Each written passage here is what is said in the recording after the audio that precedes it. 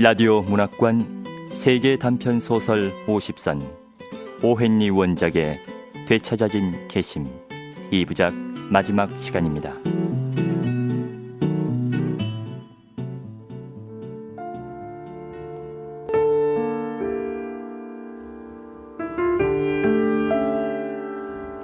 지난 이야기.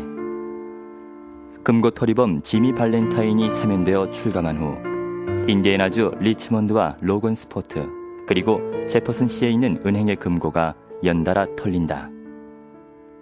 이 사건을 벤 프라이스 형사가 맡게 되고 그는 용의자로 지미 발렌타인을 지목한다. 한편 지미는 작은 시골 엘모어에서 랄프 스펜서라는 이름으로 새 출발을 한다.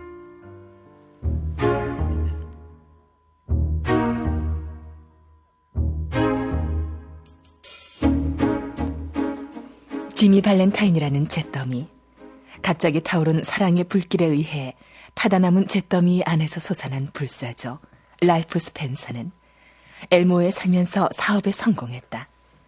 구두점이 아주 번창한 것이다. 안녕하세요, 스펜서 씨. 네, 안녕하세요. 좋은 아침입니다. 자, 시간이 괜찮으시다면 저희 집에서 차 한잔 하시고 가시죠. 저야 좋죠. 그는 이웃과 교제도 잘하여 많은 친구를 사귀었다. 그리고 또 마음속의 소원도 이루었다. 애너벨 애덤스 양과 사귀게 된 것이다. 그는 한층 더 그녀의 매력에 사로잡히게 되었다.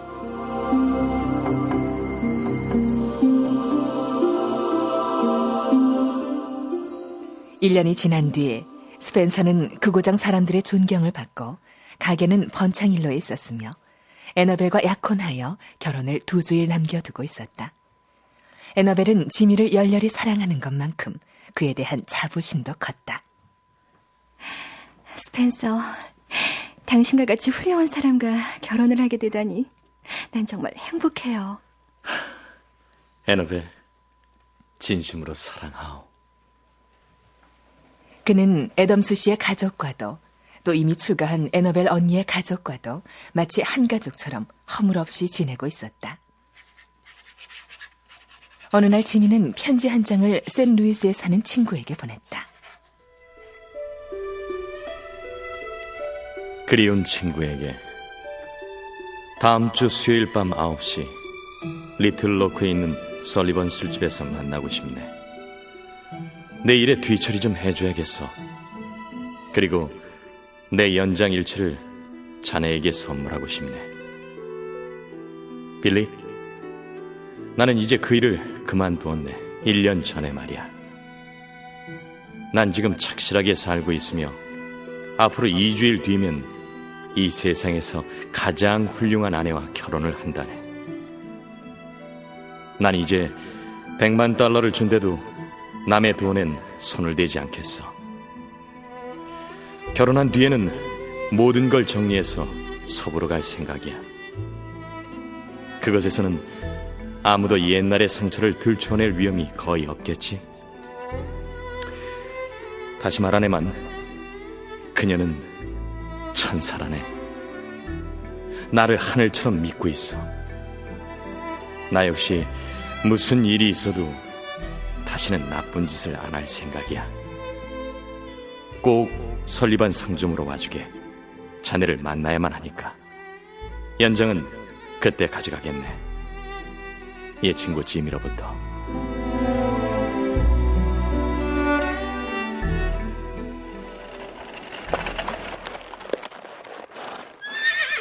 지미가 이런 편지를 쓴 다음 월요일 밤, 벤 프라이스 형사는 전세 마차를 타고 남의 눈에 띄지 않게 엘모어에 들어왔다.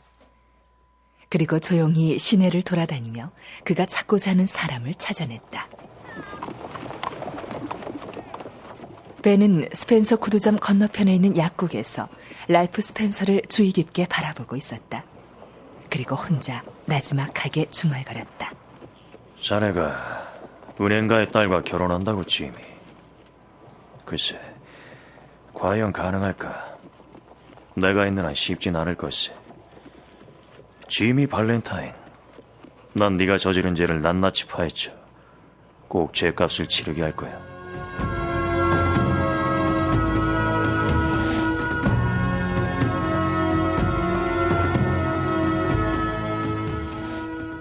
그 이튿날 지미는 애덤스의 집에서 아침 식사를 했다. 오늘 리틀로크에 간다고? 네, 거기 가서 결혼식에 입을 옷을 맞힐 거예요. 그리고 애너벨에게 결혼 선물도 사주려고 합니다. 애너벨 정말 좋겠다. 지미가 이고장 밖으로 나가는 것은 엘모어에 온 지 1년 만에 처음이었다. 금고털이에서 손을 뗀 지도 1년이 넘었지. 그러니까 좀 멀리 가도 괜찮을 거야. 아침 식사가 끝나고 애덤스 씨, 애너벨, 지미, 애너벨의 결혼한 언니와 5살, 9살 된 그녀의 2딸이 함께 집을 나섰다. 모두들 잠깐만 기다려주세요. 저 금방 올라갔다 올게요. 지미가 묵고 있는 호텔 앞에 이르자 지미는 방으로 뛰어 올라가 여행 가방을 들고 내려왔다. 그리고 그들은 모두 은행으로 갔다. 거기에는 정류장까지 지미를 태우고 갈 마차와 마부 돌프 깁슨이 기다리고 있었다. 그들은 조각품이 진열되어 있는 홀을 지나 사무실로 들어갔다. 물론 지미도 함께였다. 그도 그럴 것이 애덤스 씨의 사윗감은 그 고장 어디서나 환영받았기 때문이다. 안녕하세요. 안녕하세요, 랄프 스펜서 씨. 오랜만이네요. 네, 건강하시죠? 그럼요. 은행원들은 애너벨 양과 결혼할 이 멋지고 상냥한 청년의 인사를 받고 모두 기뻐했다. 지미는 손에 든 가방을 내려놓았다. 행복감과 약동하는 젊음으로 마음이 들떠있던 애너벨은 지미의 모자를 쓰고 가방을 들어올리며 말했다. 어디 이만하면 나도 근사한 세일즈면 갔죠? 랄프, 가방이 왜 이렇게 무거워요? 마치 금덩이라도 들어있는 것 같아요. 주석으로 도금한 구두 주걱이 잔뜩 들어있거든. 지미는 차분한 목소리로 말을 이었다. 리틀로크에 가는 길에 반품을 하려고. 직접 가져가면 운송비를 아낄 수 있으니까. 요즘 난 알뜰한 철약가가 돼가고 있어.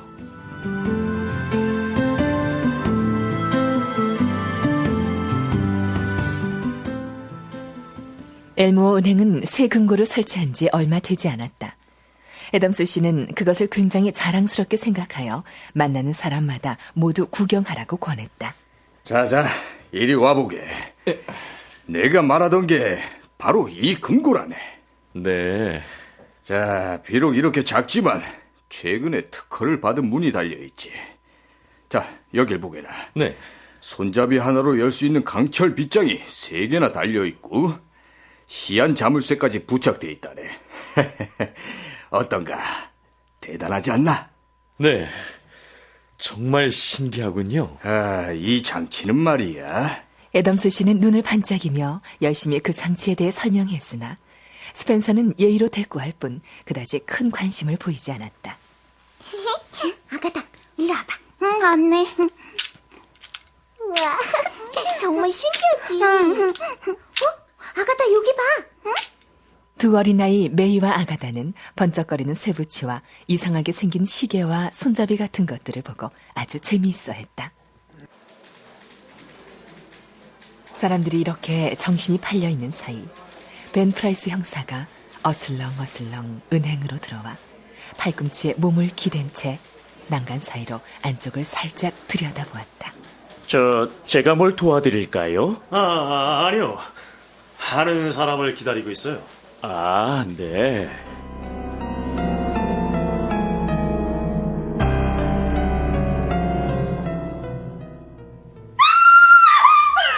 갑자기 날카로운 비명이 들리고 대소동이 벌어졌다. 어른들이 보지 않는 사이에 9살짜리 메이가 장난으로 아가다를 금고 안에 가두어 버리고 만 것이다. 그러고는 조금 전 애덤스 씨가 하던 그대로 빗장을 잠그고 자물쇠의 다이얼을 돌려버렸던 것이다. 늙은 은행가는 손잡이에 달려들어 열심히 잡아당겨 보았다. 어쩌면 좋아요. 어떻게 해요? 이 문이 열릴 리가 없지. 시안 장치를 감아두지도 않았고 콤비네이션을 맞춰놓지도 않았으니까. 안 돼요. 아가다를 살려주세요. 도저히 열 방법이 없어. 빨리. 어떻게 좀 해보세요. 이대로 있다가는 아이가 죽고 말 거예요. 조용히. 애덤스 씨는 이렇게 말하고 부들부들 떨리는 손을 들었다. 자자자, 모두들 잠시 조용히. 아가다, 할아버지가 하는 말을 잘 들어야 한다. 할아버지 목소리가 들리면 말을 좀 해보거라.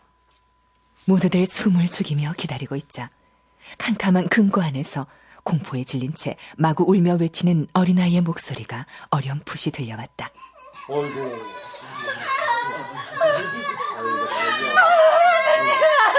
딸이. 아가다. 저 앤 겁에 질려 죽을 거야. 어서 문을 열어줘요. 아니, 남자분들. 그래, 속수무책이란 말인가요? 아가다를 살려주세요. 리틀로크까지 가지 않고는 이 문을 열 수 있는 사람이 없어. 큰일 났고, 스펜서. 어떻게 하지? 저 애는 오래 견디지 못할 거야. 공간이 좁으니 공기도 별로 없을 테고, 무엇보다 겁에 질려서 경련을 일으키지 모른단 말이야. 아가다, 엄마 목소리 들리니? 아가다, 울지 마라. 엄마 여기 있어. 아가다의 어머니는 미친 듯이 두 손으로 금고문을 두드리고 있었다. 저 다이너마이트를 써보는 건 어떨까요? 안 돼! 그건 너무 위험하네. 에너벨은 지미 쪽으로 돌아섰다. 그녀의 눈은 고통으로 꽉 차 있었으나 아직 완전히 절망하지는 않고 있었다. 여자란 자기가 사랑하는 남자의 능력에는 불가능이란 있을 수 없다고 생각하는 법이다. 어떻게 안 될까요, 랄프? 어떻게 해보세요, 네? 그러자 지미는 기묘하고 상냥한 미소를 입술과 예리한 눈에 띄고 그녀를 바라봤다. 그가 입을 열었다.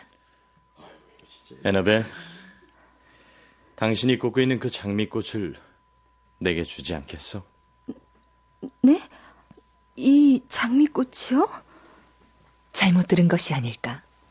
자기의 귀를 의심하면서도 에너벨은 장미 꽃봉오리의 핀을 뽑아 그것을 그의 손바닥에 올려놓았다.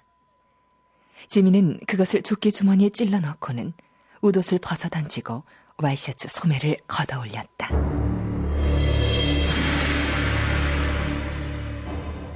그러자 랄프 스펜서는 사라지고 지미 발렌타인이 나타났다. 자, 모두들 조용하시고 금고 문 앞에서 떨어져 주세요. 그는 짤막하게 명령했다. 그리고는 여행 가방을 테이블 위에 올려놓고 열었다. 그 순간부터 그는 주위에 있는 사람들을 의식하지 않는 것처럼 보였다.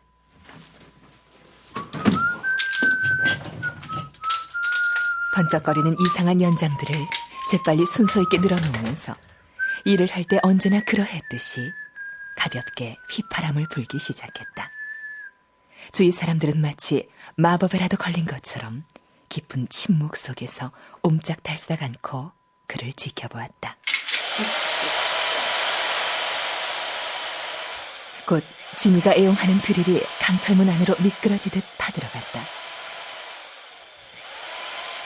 그리고 지금까지 금고털이 기록을 깨고 10분 만에 빗장을 열고 금고문을 열었다.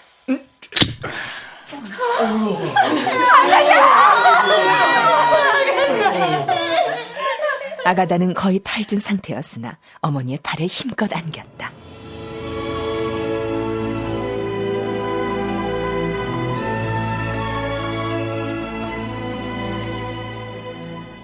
지미 발렌타인은 웃옷을 입고 복도를 지나 은행 앞문 쪽으로 걸어갔다.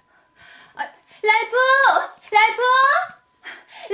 어디 가는 거예요? 랄프 하고 부르는 귀에 익은 목소리가 어렴풋이 들려왔다. 그러나 그는 조금도 망설이지 않고 곧장 걸어나갔다. 문 앞에는 몸집이 큰 사나이가 지미의 길을 막고 서 있었다. 지미는 사나이에게 말했다. 여전히 그 야릇한 미소를 띤 채. 요, 벤, 안녕하시오. 드디어 냄새를 맡았군. 그렇다면 같이 가야지. 그러자 벤 프라이스는 아주 이상한 행동을 보였다. 무슨 말씀입니까? 네? 사람을 잘못 보신 것 같군요. 스펜서 씨, 난 당신을 모릅니다. 저기 당신 마차가 기다리고 있군요. 벤 프라이스는 몸을 돌려 천천히 거리를 따라 사라져갔다.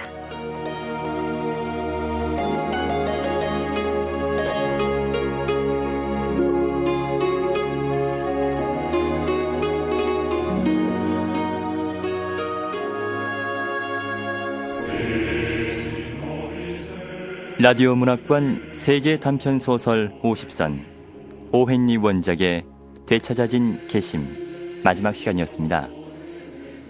오헨리의 대부분의 작품은 독자의 기대나 예상을 뒤엎는 반전으로 신선한 감동을 주는데요.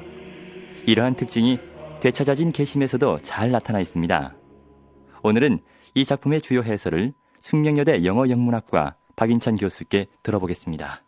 오웬리의 되찾아진 계심은 내용이 간결하면서도 극적인 효과가 매우 강렬한 오웬리의 초기 단편 중 하나입니다. 나중에 일명 지미 발렌타인이라는 제목으로 각색되어서 인기를 끌기도 했죠. 작품은 감옥에 복역 중이던 어느 전문 금고털이범 짐이라는 주인공이 사면된 뒤 다시 금고털이 생활을 전전하다가 마침내 마음을 고쳐먹고 새 삶을 살기까지의 이야기를 다루고 있습니다. 그래서 제목을 내용에 맞게 풀이하자면 주인공이 사면을 통해 다시 교정할 수 있게 된 삶의 기회를 되찾게 된다는 뜻이 됩니다. 특히 결말에서 자신의 전력을 드러내면서까지 금고에 갇힌 생명을 구한 주인공 지미의 선행에 형사가 감화되어서 지미를 새 삶으로 다시 살 수 있게 되었다는 뜻이 제목에 배어 있습니다. 다른 작품에서처럼 이 작품에서도 오헨리의 어떤 인간적인 측면이 많이 드러납니다. 사회적으로 소외된 금고털이범을 소재로 한다는 것도 그렇고요. 특히나 형식 면에서도 보면 오헨리표라고 할 수 있는 트위스트 엔딩이 아주 적나라하게 나타난다고 할 수 있습니다.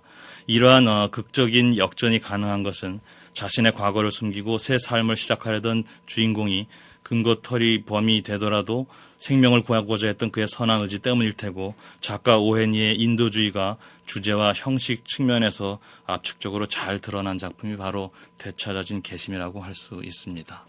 라디오 문학관 세계 단편 소설 50선에서는 청취 감상문을 기다리고 있습니다.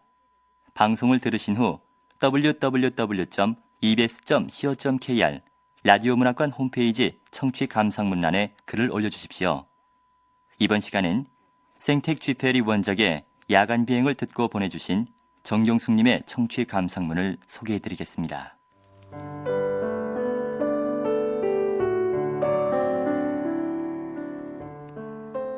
20세기 초 우편 비행 사업을 배경으로 순간순간 위험에 직면하는 조종사들의 이야기를 담고 있는 야간 비행의 등장인물 중 비행 책임자인 리비에르에 관심을 갖게 되었습니다.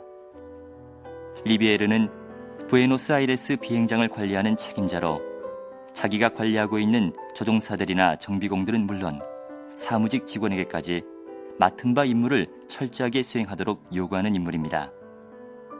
그렇지만 그 역시 따뜻한 내면을 가지고 있고 자신의 삶을 돌아보며 회한을 느끼기도 하죠. 조종사 파비앙이 폭풍 속에 비행을 하다 실종되자 사람들은 야간 비행이 중단될 거라고 하지만 그는 모든 이들의 예상을 뒤엎고 야간 비행을 또다시 명령합니다. 리비에르는 이처럼 동료의 죽음 앞에서도 개인적 감정에 초연한 채 행동하는 인물이었던 거죠. 평소 감정을 잘 다스리지 못해 실수를 하곤 하는 저로서는 리비에르야말로 닮고자 노력해야 할 인물이라는 생각이 들었습니다.